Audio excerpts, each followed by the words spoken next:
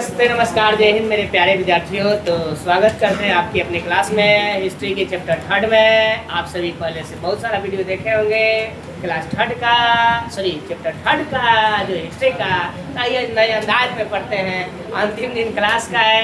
करते हैं कि आप जहाँ भी होंगे मस्त होंगे, व्यस्त होंगे, और इसी में थोड़ा समय निकाल कर आज इस चैप्टर का हम ऑब्जेक्टिव बताएंगे जहाँ से आपके एग्जाम में बहुत जबरदस्त क्वेश्चन आता है। आइए शुरुआत करते हैं। चलिए, तो यहाँ पर पढ़ना है बहुपति विवाह के विषय में इतिहासकार के। देखो, बहुपति का मतलब होता है जिसकी कितना पति हो, बहुत ज्यादा हो। तो जनरली बात है, इसे सोचिएगा बहुपति के बारे में जिसकी बहुत सारी पत्नियां हो और पति हो, ये सब थोड़ा ठीक नहीं है।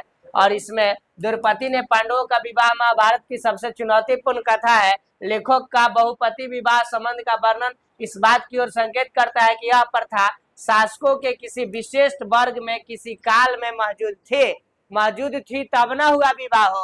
अगर मौजूद नहीं होती तब ब्याह नहीं हुआ होता, है ना। आगे बात करा, यह भी हो सकता है कि समय के साथ बहुपति प्रथा उन ब्राह्मणों में अमान्य हो गई। अमान्य का मतलब उसको नहीं एक्सेप्ट किया गया, जिन्होंने कई शताब्दियों के दौरान इन ग्रंथ में पुनर्निर्मित किया।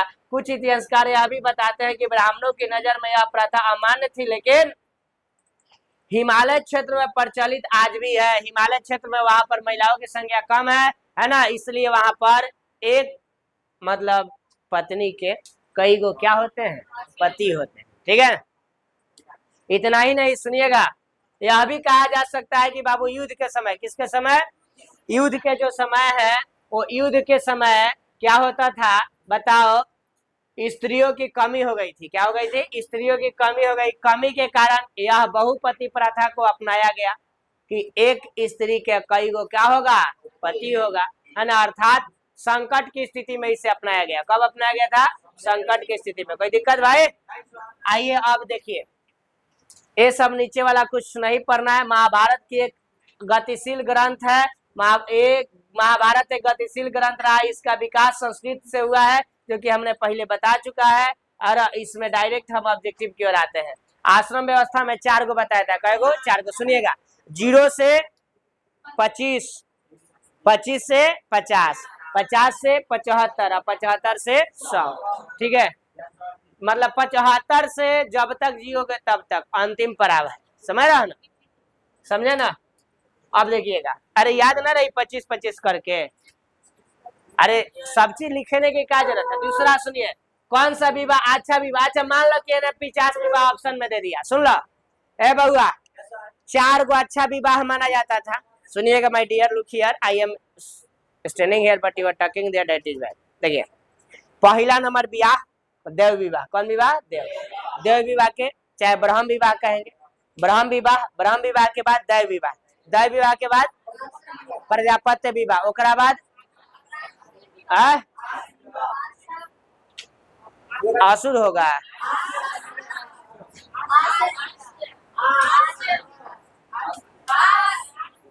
आर्स नहीं, आर्स विवाह रे माई भाई, आर्स का चे आर्स, जिसमें एक जोड़ी बैल और गाय दे करके, है ना, लड़का के पिता, किसके पिता हो, लड़का के पिता लड़की से विवाह करते थे, उसको कौन विवाह कहेंगे, आर्स विवाह। हाँ, लड़का के पिता एक जोड़ी बैल और गाय देते थे, किसको, लड़की के पिता को, लड़की को, तब विवाह होता था, जिसको कौन विवाह कहते हैं, आर्स विवाह, है ना। लक्ष्मी के बदले में लक्ष्मी। चलो, ये 4 गो विवाह उत्तम विवाह बताया गया है। एक बाद कुछ भी बहुआ ऑप्शन में आ गया, सुन लो, हई रटा नहीं जाता है। मान लो 50 विवाह, गंधर्व विवाह आ गए, एक बाद राक्षस विवाह आ गए, एक 50 विवाह आ गए, चारों को चारों तो घटिया तरीके विवाह।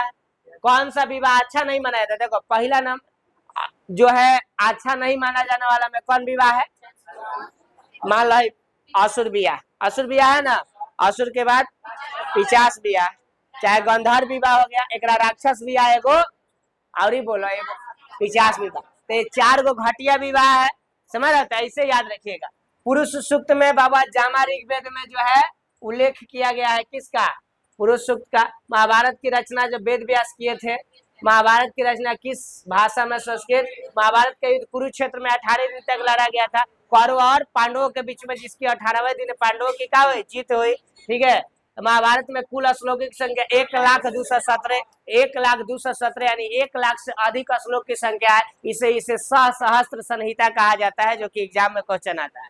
ठीक है, महाभारत के किस पर्व में वर्ण व्यवस्था है बाबू? शांति पर्व में वर्ण व्यवस्था। वर्ण व्यवस्था समझते हो ना कि आदि पुरुष परम ब्रह्म के मुख से किसकी उत्पत्ति हुआ? ब्राह्मण की, बाजू से क्षत्रिय की, जांघा से वैश्य की और पैर से शूद्र की उत्पत्ति हुआ। ऐसे वर्ण व्यवस्था है। ये कहाँ बताओ गई बाहो?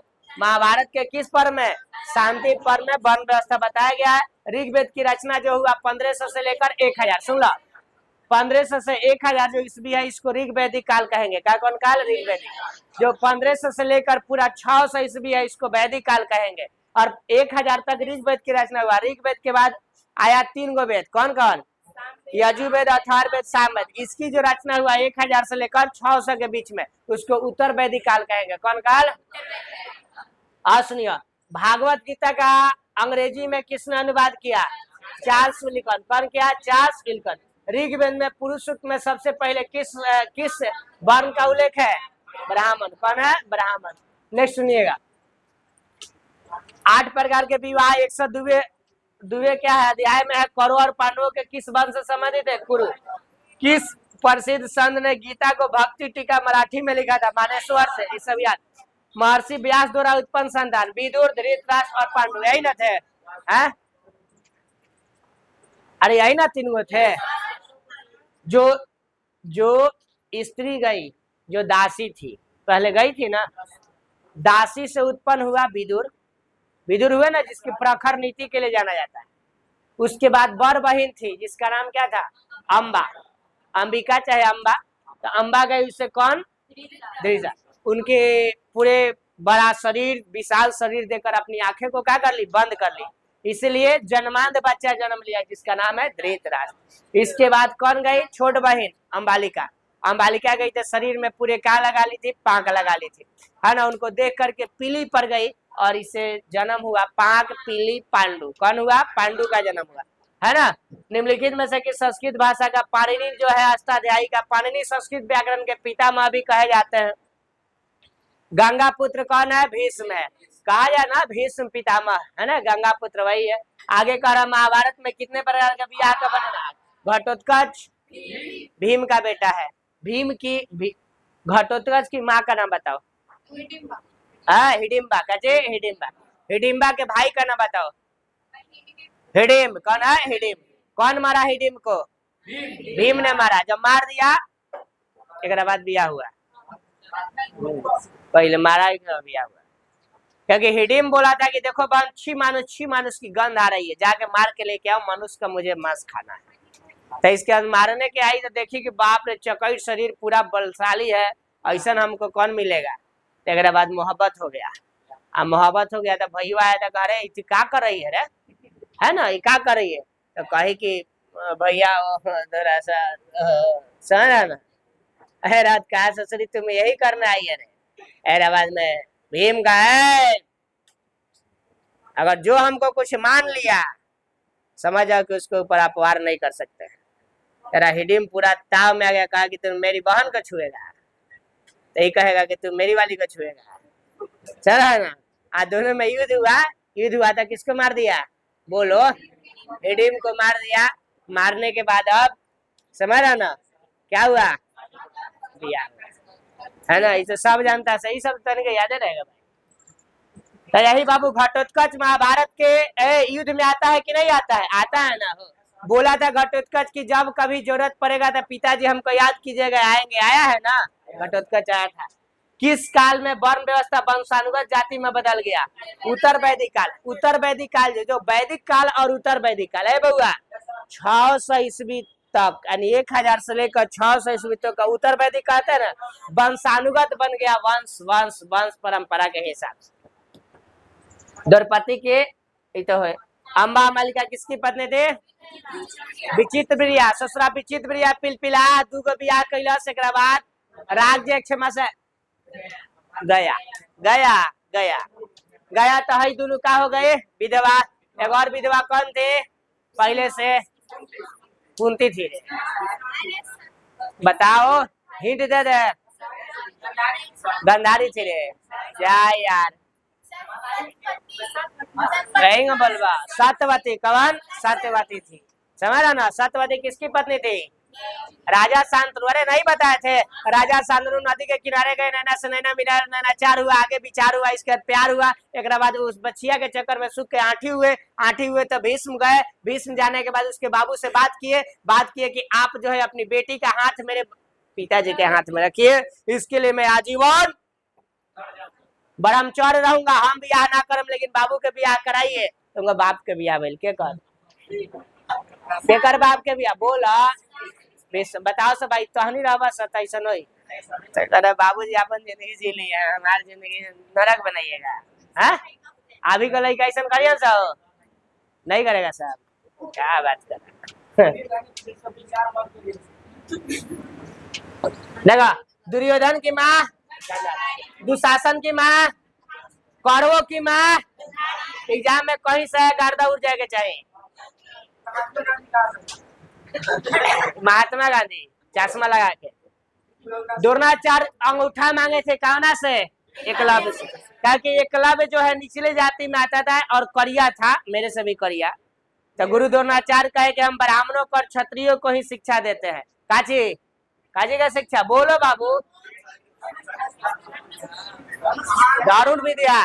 तो पूछेगा ये धनुर्विद्या कैसे सीखा, क्या बनाकर, किसका मूर्ति बनाया, बोलो। गुरु द्रोणाचार्य का मूर्ति बनाकर और ये धनुर्विद्या सीखा कौन? एकलव्य। उसका करिया शरीरवा देखकर कौन चिल्ला रहा था? वो कुत्ता। मरलस तीर कुत्ता का मुंह में आ, कुत्ता के मुंह का हो गए, अवरुद्ध हो गया, लेकिन एक ठोक खरोच तक नहीं आया। तैसे जब अर्जुन देखा तो उकर दिमाग घूम गया, अरे बाप रे बाप, ये कौन हो गया धनुर्धर।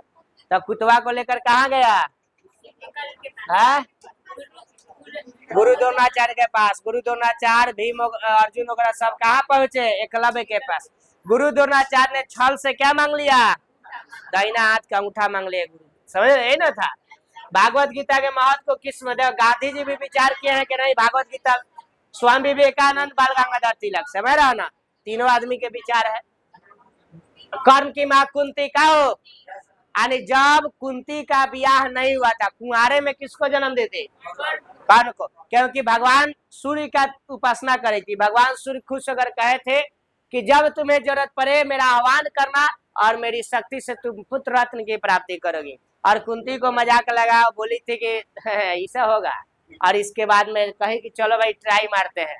ट्राई मारी तो क्या हो गई? गर्भवती रह गई। अब लोक लाज को छिपाने के लिए 9 महीना के बाद किसका जन्म दे? कर्ण का जन्म दे करके गंगा जी के हवाले कर दी। गंगा जी के हवाले करने के बाद वही जो है कर्ण किसको मिला? वही शुद्ध पुत्र कहा जाता है ना, राधे पुत्र कर्ण कहा जाता है, उसी को मिला। पोष पाल के बड़ा किया, जो कि अभी वर्तमान में बात करेंगे इधर। तो वही अंग देश का राजकुमार कौन बना हो? कर्ण। अरे कर्ण था ना राजकुमार, अंग का राजकुमार। उसे पूरे महाभारत में उसका जो है मजाक बनाया गया, उसे शुद्ध पुत्र कहा गया है, समझ रहा ना। तब ये जो है बहुत कहानी लंबी चौड़ी है। चलिए, पांडु की पत्नी का नाम कुंती। मनु स्मृति में 8 प्रकार के विवाह, जिसमें 4 प्रकार के घटिया विवाह, 4 प्रकार के उत्तम विवाह, समझ रहा ना। चंडाल छुआछूत किए जाते थे, जब भी वे नगर में आते थे लकड़ी का क्या करते थे? आवाज कर, ताकि लोग उन्हें देख करके दोष से बच सके। यह कथन फायान जो है विदेशी यात्री है ना, चीनी यात्री फायान जो है, कब पूछेगा फायान कहाँ का यात्री था? चीनी यात्री, वो लिखा है, समझे ना। महाभारत में वर्णित 4 विवाहों का वर्णन करिए, बताओ तो कहा हो? बढ़िया विवाह, ब्रह्म विवाह, देव विवाह, आर्ष विवाह, प्रजापति विवाह, है ना हो। तो चारों के चारों एग्जाम में क्वेश्चन देंगे, बता दे रहे सब देंगे एग्जाम में।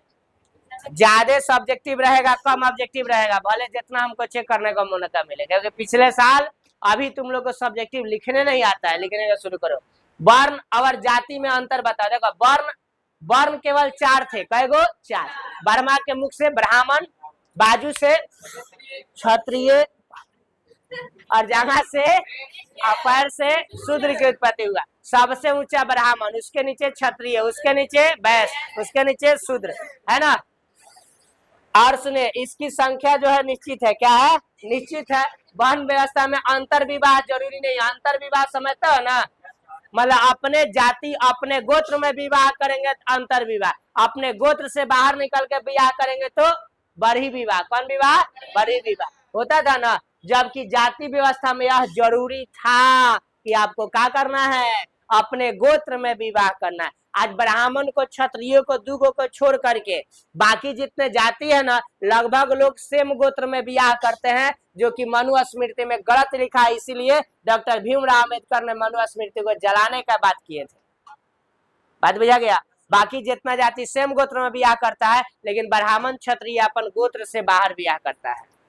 समझे ना? बाहर करने में बहुते फायदा है। बच्चा जो जन्म लेगा वो नया सोच समझ का होगा। ठीक है। प्राचीन, इसलिए प्राचीन भारत में वर्ण व्यवस्था पर प्रकाश डालना है कि वर्ण व्यवस्था क्या थी। सुनिए, भारत समाज में वर्ण व्यवस्था प्रचलित थी। भारतीय समाज में 4 वर्णों में बांटा गया। कई गो? ब्राह्मण, क्षत्रिय, वैश्य और शूद्र। ऋग्वेद में पुरुष सूक्त में चारों वर्ण का वर्णन है ना। हो ऐसा माना जाता है कि ब्राह्मण ब्रह्मा के मुख से ब्राह्मण, यही ना, क्षत्रिय बाजू से, वैश्य जंघा से और पैर से शूद्र के उत्पन्न हुआ। और ब्राह्मण का कार्य यज्ञ कराना, क्षत्रिय का काम बोलो सब रक्षा करना, और वैश्य का काम व्यापार करना। जितना ओबीसी वर्ग के होते हैं वैश्य में आएंगे। और शूद्र का काम इन तीनों का क्या करना होता है? सेवा करना। एकदम गार्दा उड़ा कर लिखिए, आई मस्ट भी गई क्वेश्चन में एग्जाम में दे है। श्रीमद हाई मस्ट भी आई, मस्ट भी आई, एकदम एग्जाम में आई आईबे करता है। श्रीमद भागवत गीता पर संक्षिप्त में टिप्पणी देना है। क्या देना है? टिप्पणी देना है। कुरुक्षेत्र के युद्ध में, किसके? कुरुक्षेत्र के युद्ध में श्री कृष्ण ने अर्जुन को जो उपदेश दिया, किसके युद्ध में हो? कुरुक्षेत्र के युद्ध में श्री कृष्ण ने अर्जुन को जो उपदेश दिया, उपदेश का नाम क्या है? बोलो, बताओ, बोलो, क्या नाम है? वही है श्रीमद भागवत गीता, है ना। हो कुरुक्षेत्र के युद्ध में श्री कृष्ण ने अर्जुन को जो उपदेश दिया, वही उपदेश क्या है?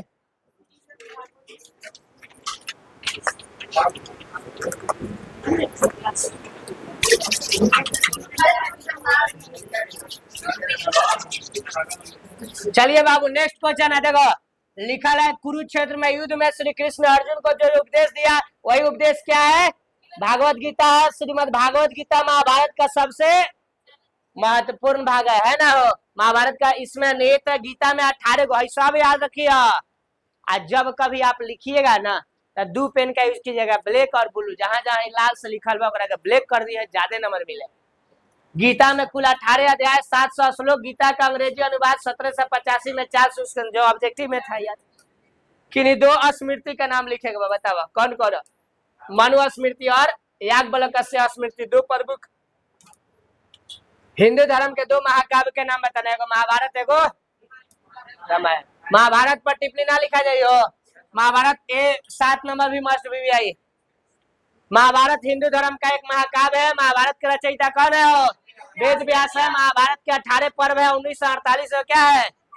अध्याय है। महाभारत में कौरव और पांडवों के बीच युद्ध का वर्णन है ना। और महाभारत के युद्ध में पांडवों का जीत हुआ। महाभारत कुरुक्षेत्र में कई दिन तक चला? 18 दिन। महाभारत में कितने प्रकार के विवाह का वर्णन है? 8 प्रकार के, सब लिखा जाएगा। क्वेश्चन सेम था। बहुपति प्रथा, बहुपत्नी प्रथा में अंतर। बहुपत्नी, एक पुरुष के अनेक पत्नियां होगा तो क्या होगा? बहुपत्नी प्रथा। पांडु की 2 पत्नियां है ना। पांडु की 2 पत्नियां थे ना, कुंती और माद्री। और सुनिए, और बहुपति जब एक स्त्री के कई गो, अनेक जो होगा, जिसमें द्रौपदी के। गोत्र किसे कहते हैं? ये भी आता है, VBI है, लगा लो। किसी वैदिक ऋषि के नाम पर होता था। गोत्र किसके नाम पर? वैदिक ऋषि के नाम पर होता था। उस गोत्र के साथ सदस्य ऋषि के वंशज माने जाते थे। गोत्र के आधार पर ब्राह्मण का क्या किया गया है? वर्गीकरण किया गया। गोत्र के प्रमुख 2 नियम बताना है। क्या है? एक ही गोत्र के सदस्य आपस में विवाह नहीं कर सकते थे, लेकिन आज होता है। सतर्क हो जाओ, सावधान हो जाओ। गोत्र मतलब जैसे मान लो कि तुम कौन जाति हो, ये जाति हो ना, उस जाति में होगा। मम्मी से पूछना, कहेगा लोग ना फलवा जाति के गोत्र। कुछ लोग किस्नौत होता है, कुछ लोग मजरौट होता है, कुछ लोग मगैया होता है, कुछ लोग है ना वो दिस दैट, सब जाति में अपना अलग अलग होता है। रुक जाओ एक स्टेप थोड़ा। विवाह के बाद स्त्रियों के गोत्र पिता के स्थान पर पति का हो जाता है ना। मान लो हम विवाह किए तो हमारी पत्नी का गोत्र अलग है, उनके बाबूजी का, और मेरा गोत्र अलग है। विवाह के बाद वो किसका गोत्र हो गई? मेरा गोत्र हो गई, यही लिखा है। स्त्री धन किसे कहते हैं बुआ? जो स्त्री को जो दहेज ए लड़का हो चच मिले हुआ, जो शादी विवाह के बाद स्त्री को जो दान दक्षिणा जो दहेज में मिलता है वही क्या है? उसका स्त्री धन होगा, उसी पर अधिकार है। आज मान लो सासू माँ कह दिली बबी तनी कपड़ा फीस द, बोले एगो कपड़ा बा, उ नॉर्मल फीचेगी? सासू माँ कहेगी काहे? वो हाथी में कपड़ा जो है वो वॉशिंग मशीन में फीचेगी। बताइए क्या कहेगी? हाँ बाबूजी आएंगे दल बरन दहेज दल बरन कहे दहेज। बात समझ में आ गया ना? ये सब रबदारी है, तो इसका अधिकार भइल कि ना हो? हाई मिक्स कहे बर्तन मसाला पीसा लड़की मसाला पीसा तरी सा हो काची एक बेरा बस में रखिन, एक बेरा का भइल पिसा गल ना, तब एगरी कही है सासू माता ने औकात तब बोल के तो देखावस है। सासू माँ बोलेगी सब, और वो खास करके तुम लोग जब बनेगी वो दिन बाप रे सासुर माई लोग ओ डरे, मतलब वो लोग रहेगी बाप रे बाप। हाँ ना ना हाँ हाँ। गोत्र के दो स्त्री धन हो गए। लास्ट क्वेश्चन यही था बाबू। ए थोड़ा सा इसको पॉज करोगे थोड़ा देर के लिए, रोकोगे? दीर्घ उत्तरीय तो जो नहीं देखे होंगे वीडियो को देख लेंगे, पहले वाला जो हमने क्लास का पढ़ाया है। तो धन्यवाद। आज महाभारत की समाप्ति होती है। जय हिंद, जय भारत। आपका दिन शुभ और मंगलमय।